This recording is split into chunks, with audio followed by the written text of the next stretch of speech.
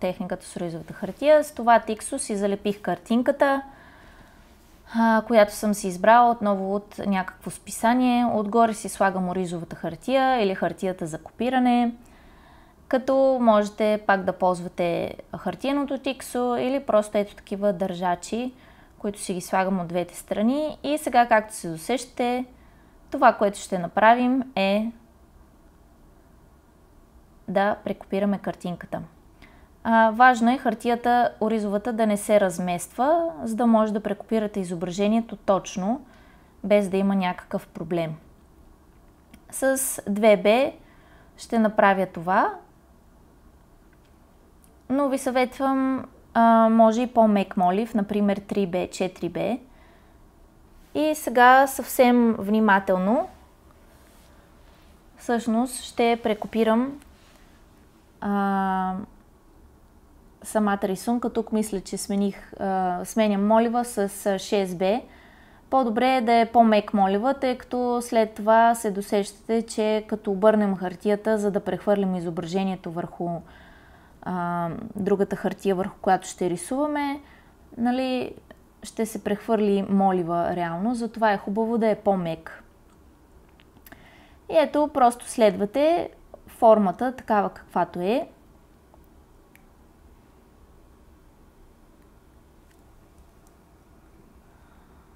И така, всъщност.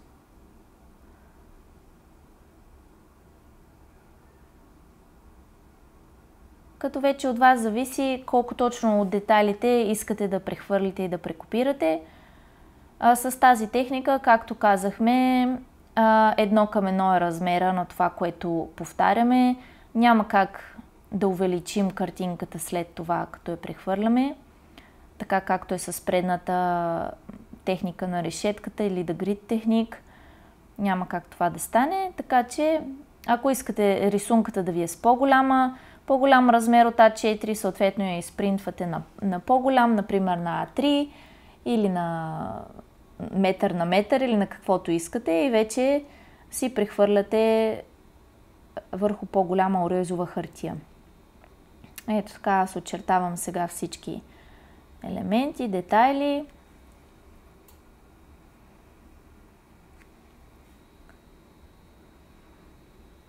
Тук си довърших обувката, нали, все пак да не е така отрязана да излиза.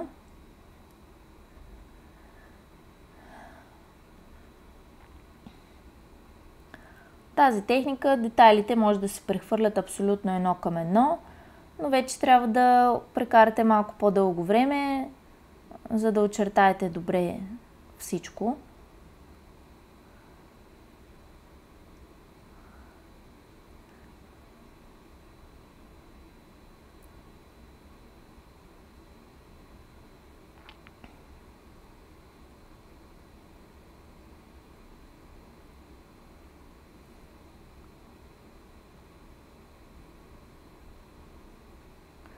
За тази техника това, което е важно, е изображението все пак да има добро осветление, да не е прекалено в някаква тъмница или нещо, нали, за да не се вижда как точно са детайлите. Важното е изображението, лицето или каквото и да е добре осветлено, за да може все пак по-лесно да си прехвърлите детайлите.